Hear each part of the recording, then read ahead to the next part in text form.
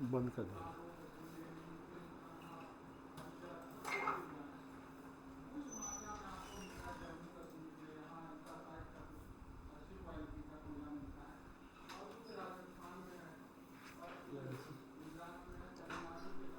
Good morning students. आज फिर 5 question का पॉलिटी के क्वेश्चन का हम लोग डिस्कशन करेंगे। आज का पहला क्वेश्चन है कि लोकसभा को उसके कार्यकाल की समाप्ति के पहले ही भंग किया जा सकता है। कैसे भंग होगा, है ना? तो चाहे कार्यकाल की समाप्ति से पहले या कि कार्यकाल पूरा होने वाला है, कुछ समय बचा हुआ है, तब किसी भी परिस्थिति में, गुड मॉर्निंग विकास, किसी भी परिस्थिति में लोकसभा को राष्ट्रपति के प्रधानमंत्री की सलाह पर भंग किया जाता है ना?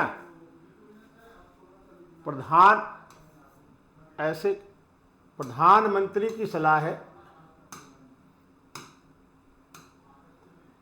लोकसभा को प्रधानमंत्री की सलाह पर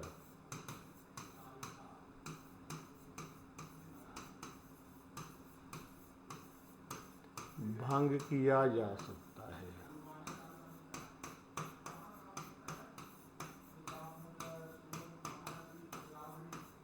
है ना? लोकसभा के भंग करने का यही प्रावधान है। सही उत्तर है विकास, है ना? आकाश, गुड मॉर्निंग। अब राष्ट्रपति अपनी इच्छा के अनुसार भंग करेंगे। बता सकते हैं कितनी लोकसभाएं अभी तक भंग हुई हैं समय से पहले, या पूरी तरह बताइए कि अभी तक कितनी लोकसभाएं भंग हुई हैं? बता सकते हैं?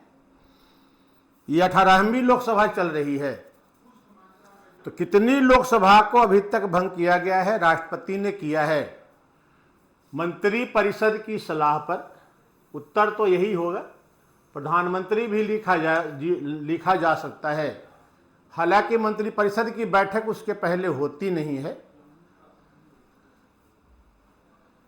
कितने को भंग किया गया है? कितनी लोकसभाएं अभी तक भंग हुई हैं बताइए, है ना?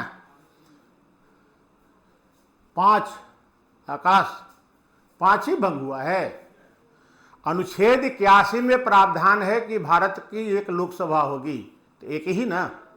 इसलिए पहले आप क्या देखते हैं, पुरानी लोकसभा को भंग किया जाता है, तब नई लोकसभा का गठन किया जाता है ना? यही प्रक्रिया है इसके लिए।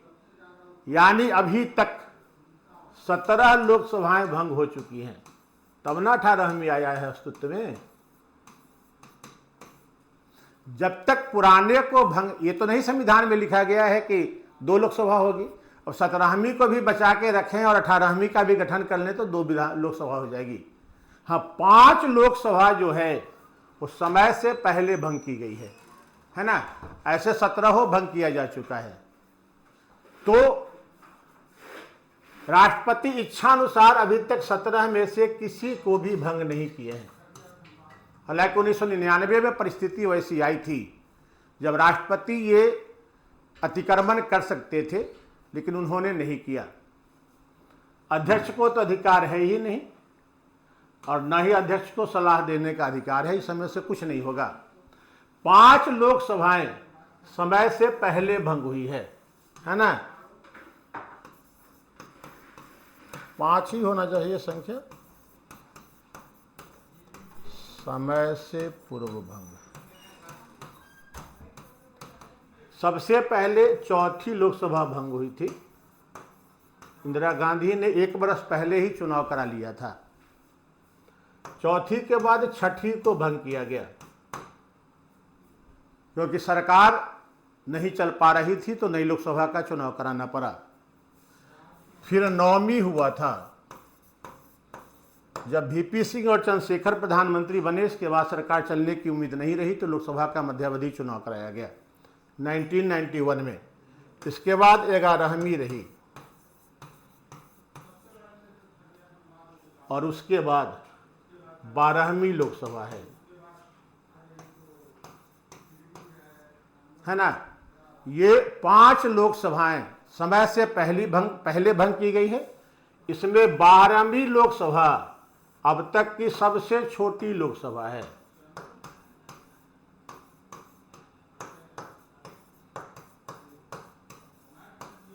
मात्र 13 महीने चली थी। 13 महीने में ही लोकसभा को भंग करके नया चुनाव करवाना पड़ा था। और अब तक की सबसे बड़ी लोकसभा जो रही है वो 5वीं रही है। ये इमरजेंसी के दौर का था। 71 में चुनाव हुआ था 5वीं लोकसभा का, फिर 6ठी लोकसभा का 77 में चुनाव कराया गया। इसी लोकसभा में के दौरान राष्ट्रीय आपात की घोषणा 25 जून 1975 को की गई थी, आंतरिक अशांति के आधार पे, है ना। यही है 5 को समय से पहले भंग। जब भी भंग किया गया है 17 लोकसभाएं भंग हो चुकी हैं, 18वीं चल रही है। पहले भंग किया जाता है पुरानी वाली को, इसके बाद ही नया का गठन होता है।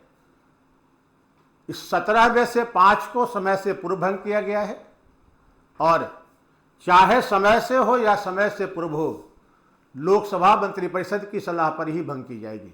यही संवैधानिक प्रावधान है। दूसरा, न्यायिक पुनर्विलोकन का अर्थ है कि सर्वोच्च न्यायालय क्या करेगा। यहां पर थोड़ा विकल्प है, हालांकि बीपीएससी में क्वेश्चन पूछा हुआ है। राज्य द्वारा बनाई गई विधि की संवैधानिकता की जांच करना, यही होता है न्यायिक पुनर्विलोकन।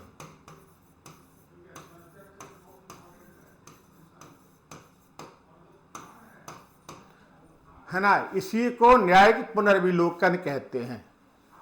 तो ये जो पुनर्विलोकन होता है, विधि की समीक्षा की जाती है, सभी प्रकरणों पर अंतिम अधिकार। ये जुडिशियल रिव्यू का मतलब नहीं होता है। ये तो सर्वोच्च न्यायालय का मतलब है कि सभी प्रकरणों पर, सभी मामलों में अंतिम निर्णय करने का अधिकार उन्हें ही है, चाहे दीवानी मामला हो, चाहे संवैधानिक मामला हो, चाहे आपराधिक मामला हो।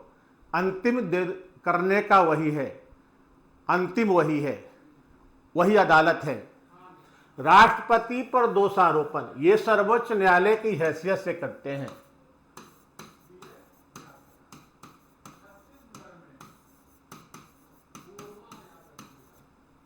राष्ट्रपति पर दोषारोपण कर सकता है, ऐसा किया नहीं जा सकता है। और अगर कोई दूसरा व्यक्ति राष्ट्रपति के निर्वाचन पर प्रश्न चिन्ह खड़ा करता है तो वो तो सुप्रीम कोर्ट के प्रारंभिक अधिकारिता में आता है ना, या मूल अधिकारिता में। अगर कोई लगाता है तब सुप्रीम कोर्ट नहीं लगाएगा। उच्च न्यायालय द्वारा निर्णीत प्रकरणों की समालोचना, ये सब सुप्रीम कोर्ट का अपीलीय अधिकार है ना। ये अपीलीय है, जिसमें हाई कोर्ट के निर्णय के विरुद्ध सुप्रीम कोर्ट में अपील किया जाता है। और किसी राज्य के कानून को अवैध घोषित करना, है ना, या यूं कह सकते हो कि जांच करना, किस बात की, संवैधानिकता की, कि विधि संविधान के प्रावधानों के अनुरूप है या नहीं, या विधि बनाने में संविधान में दी गई प्रक्रिया का पालन हुआ है या नहीं। ये दोनों ही की जांच की जाती है। इसी को जुडिशियल रिव्यू कहते हैं। तो उत्तर हो जाएगा यही। ये किसी राज्य शब्द जो है ना, अब बीपीएससी ही पूछे हुए हैं तो प्रश्न चिन्ह कैसे खड़ा किया जाए। यहाँ राज्य का मतलब संसद और राज्य का विधानमंडल, केंद्र और राज्य दोनों आ जाएंगे। यहाँ राज्य का मतलब यही है। अनुच्छेद 13(2) में यही प्रावधान है कि राज्य अगर कोई ऐसी विधि बनाती है जिससे मौलिक अधिकार का अतिक्रमण होता है, वह विधि उल्लंघन की मात्रा तक अवैध मानी जाएगी। तो ये राज्य जो है संसद पर भी लागू होता है, भारत सरकार पर भी लागू होता है, राज्य की सरकारों पर भी लागू होता है, या राज्य के विधानमंडल पर भी लागू होता है। तो उत्तर यही हो जाएगा, विधि की संवैधानिकता की जांच करना, यही है जुडिशियल रिव्यू।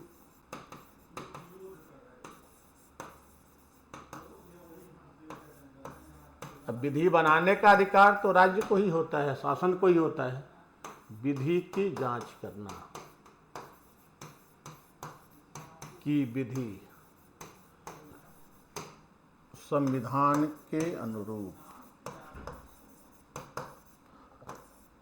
के अनुसार है या नहीं, यही है जुडिशियल रिव्यू, है ना। तीसरा, उपराष्ट्रपति के विषय में कौन सा कथन असत्य है? कौन सा कथन असत्य होगा, थोड़ा बताइए।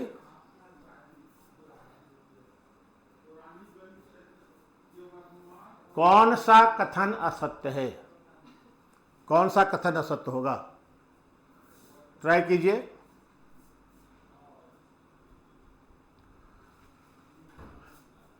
उपराष्ट्रपति का निर्वाचन आनुपातिक प्रतिनिधित्व के आधार पर एकल संक्रमणीय मत पद्धति से होता है, ये सही है ना। जिस तरीके से राष्ट्रपति का चुनाव होता है उसी तरीके से उपराष्ट्रपति के भी चुनाव कराए जाते हैं। आनुपातिक प्रतिनिधित्व और सिंगल ट्रांसफरेबल वोट सिस्टम, ये दोनों पर लागू है। तो उपराष्ट्रपति का चुनाव इसी प्रकार से होता है। सी, दूसरा, उसके निर्वाचन में संसद के सभी सदस्यों को मत देने का अधिकार है ना। लोकसभा और राज्यसभा दोनों के संसद के सभी सदस्य भाग लेते हैं, यानी कि संसद के निर्वाचित और मनोनीत सभी सदस्यों को उपराष्ट्रपति निर्वाचन में भाग लेने का अधिकार है। तो ये कथन भी सही है, पहला वाला भी सही था।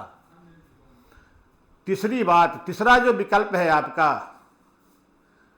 सी, तीसरा विकल्प है कि उपराष्ट्रपति जिस समय राष्ट्रपति के कर्तव्यों का निर्वहन करता है उस दौरान राज्यसभा के सभापति का कार्य नहीं कर सकता है।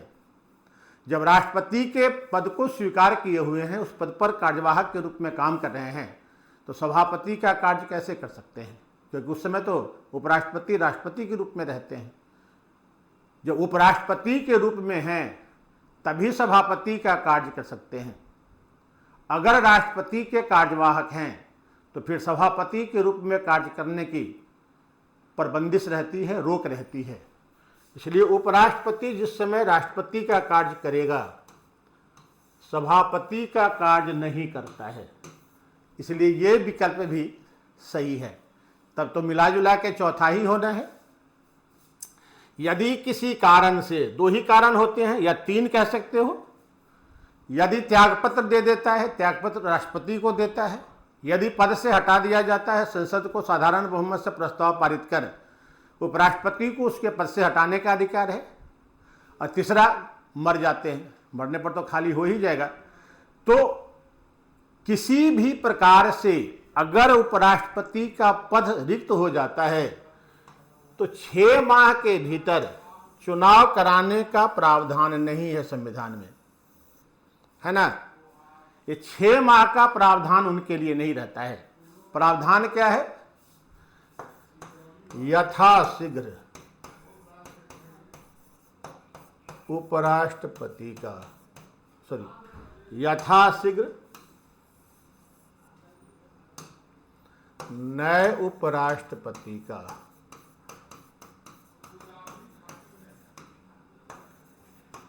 चुनाव करा लिया जाएगा।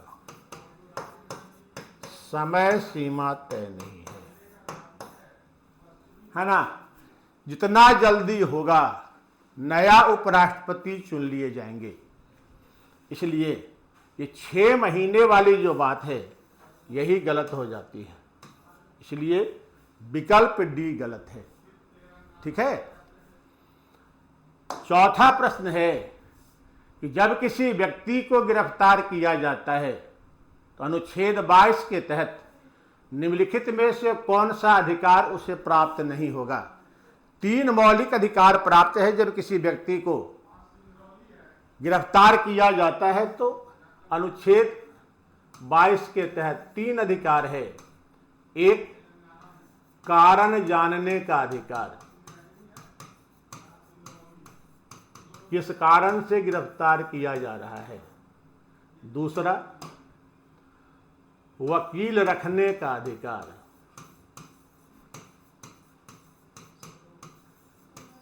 विधि सलाहकार लिखा गया है, विधि सलाहकार वकील ही होते हैं।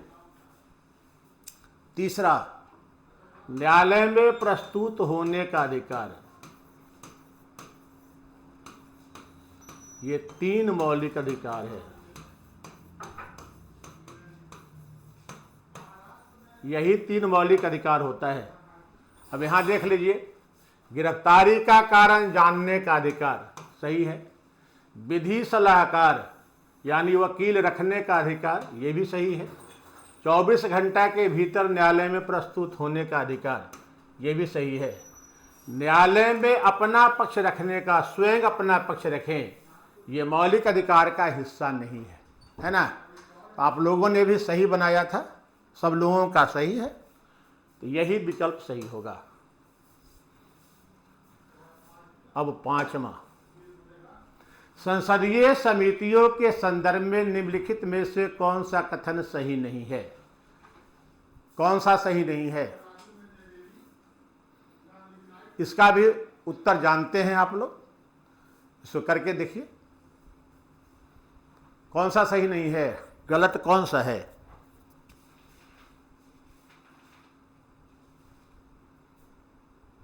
कौन होगा?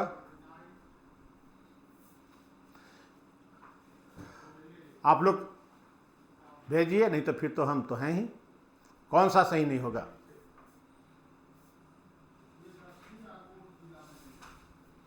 क्वेश्चन को पूरा पढ़िएगा। आकाश और भाई कोई?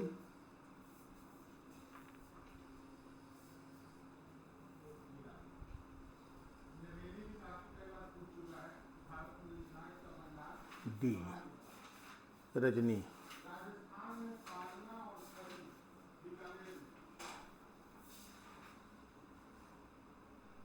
विकास।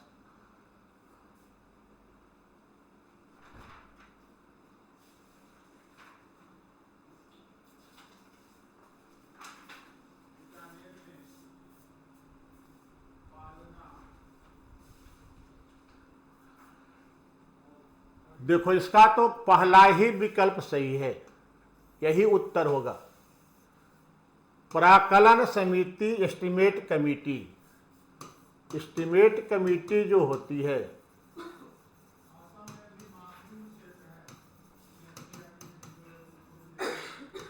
एस्टिमेट कमेटी केवल लोकसभा की समिति होती है,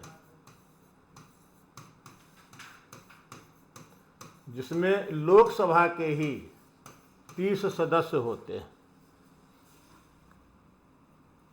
क्लास में है, बाद में बात करेंगे। 30 सदस्य होते हैं, है ना। तो यहाँ 30 सदस्य तो सही है, लेकिन लोकसभा राज्यसभा की संयुक्त समिति है, ये बात गलत है ना। तो उत्तर तो यही हो जाएगा। 30 सदस्य होते हैं, लेकिन लोकसभा और राज्यसभा के नहीं होते हैं, केवल लोकसभा के होते हैं, इसलिए इसमें 30 सही है, लेकिन वो सही नहीं है ना। दूसरी बात, लोक लेखा समिति ये दोनों सदनों की संयुक्त समिति है, जिसमें लोकसभा के 15 और राज्यसभा के 7 सदस्य होते हैं। लोकसभा अध्यक्ष लोक उपक्रम समिति का पदेन अध्यक्ष होता है। ये भी सही है, ये तो सही था ही, ये सही है। और ये भी होता है 22 सदस्यीय ही, और इसमें भी लोकसभा के 15 और राज्यसभा के 7 सदस्य ही होते हैं। पदेन अध्यक्ष लोकसभा अध्यक्ष स्वयं होते हैं। संसदीय समितियों का पुनर्गठन एवं कार्य प्रणाली का निर्धारण लोकसभा अध्यक्ष करता है। ये भी विकल्प सही है। तो लोक लेखा समिति से संबंधित है, वो भी सही है। सार्वजनिक उपक्रम समिति, ये भी सही है। दोनों संयुक्त समिति है, अस्थायी है, वित्तीय समिति है। संसदीय समितियों का पुनर्गठन कार्य प्रणाली का निर्धारण लोकसभा अध्यक्ष करते हैं, ये भी सही है। प्राक्कलन समिति या अनुमान समिति, एस्टिमेट कमेटी, केवल लोकसभा की ही समिति होती है, जिसमें लोकसभा के कुल 30 सदस्य होते हैं, है ना। तो वही गलत है, इसलिए उत्तर वही हो जाएगा। ठीक है, अब एक बार फिर से रिवाइज कर लेते हैं। कार्यकाल पूर्ण होने से पहले या कार्यकाल पूरा होने पर भंग होगा मंत्री परिषद की सलाह पर। राष्ट्रपति लोकसभा को भंग करता है। अभी तक 5 लोकसभाएं रही हैं जिसे समय से पूर्व भंग किया गया है। चौथी, छठी, 9वीं, 11वीं और 12वीं। 5वीं लोकसभा अब तक की सबसे बड़ी और 12वीं लोकसभा अब तक की सबसे छोटी लोकसभा रही है। दूसरा प्रश्न है कि जुडिशियल रिव्यू का मीनिंग होता है जो विधि बनाई गई है वो संविधान के अनुरूप है या नहीं। अगर अनुरूप है तो विधि लागू रहेगी, यदि संविधान का अतिक्रमण हुआ है तो विधि अवैध घोषित कर दी जाएगी। तो ये अवैध वाला जो विकल्प होगा यही सही होगा। लेकिन अवैध ही होगा ये कोई जरूरी तो नहीं है, वैध भी तो हो सकता है ना। EWS की विधि वैध ही हुई थी। तो विधि वैध है अवैध है, इसकी जांच जो की जाती है व्यापक अर्थ में जुडिशियल रिव्यू वही होता है। तीसरा, उपराष्ट्रपति अनुपातिक प्रतिनिधित्व के आधार पर एकल संक्रमणीय मत पद्धति से निर्वाचन होता है, सही है। संसद के निर्वाचित और मनोनीत सभी सदस्य इसमें भाग लेते हैं। जिस समय उपराष्ट्रपति राष्ट्रपति के कर्तव्यों का निर्वहन करता है, राज्यसभा के सभापति के रूप में कार्य नहीं कर सकता है। ये तीनों विकल्प सही हैं। राष्ट्रपति का उपराष्ट्रपति का पद यदि रिक्त हो जाता है तो संवैधानिक प्रावधान है कि यथाशीघ्र नए उपराष्ट्रपति का चुनाव करा लिया जाएगा। क्योंकि इसमें 6 महीने का समय था, इसलिए ये गलत हो जाता है। तो उत्तर यही होगा। और अनुच्छेद, जब किसी व्यक्ति को गिरफ्तार किया जाता है तो जो मौलिक अधिकार है अनुच्छेद 22 में गिरफ्तारी के विरुद्ध संरक्षण का अधिकार, उसमें 3 अधिकार प्राप्त होता है। गिरफ्तारी का कारण जानने का अधिकार, अपने मन मुताबिक वकील या विधि सलाहकार रखने का अधिकार, और 24 घंटे के भीतर न्यायालय में प्रस्तुत होने का अधिकार। स्वयं अपनी बात को रखेंगे, अपने केस का मुकदमा स्वयं लड़ेंगे, ये मौलिक अधिकार नहीं है। इसलिए यही उत्तर हो जाएगा, है ना। आप लोगों ने भी सही दिया था। संसदीय समिति, लोकलेखा समिति लोकसभा राज्यसभा की संयुक्त समिति है। 22 सदस्य होते हैं, लोकसभा के 15, राज्यसभा के 7। लोकोपक्रम समिति का पदेन अध्यक्ष लोकसभा का अध्यक्ष होता है, यह भी सही है। संसदीय समितियों का पुनर्गठन और कार्य प्रणाली का निर्धारण लोकसभा अध्यक्ष करता है, ये तीनों सही है। पहला जो विकल्प है कि प्राक्कलन या अनुमान समिति या एस्टिमेट कमेटी, ये केवल लोकसभा की समिति होती है जिसमें लोकसभा के 30 सदस्य होते हैं। इसका काम बजट प्रावधानों की जांच करना होता है। बजट में जो अनुमान किए जाते हैं, प्रस्तावित अनुमान, उसकी जांच करना होता है। लोकलेखा समिति CAG की रिपोर्ट पर विचार करती है।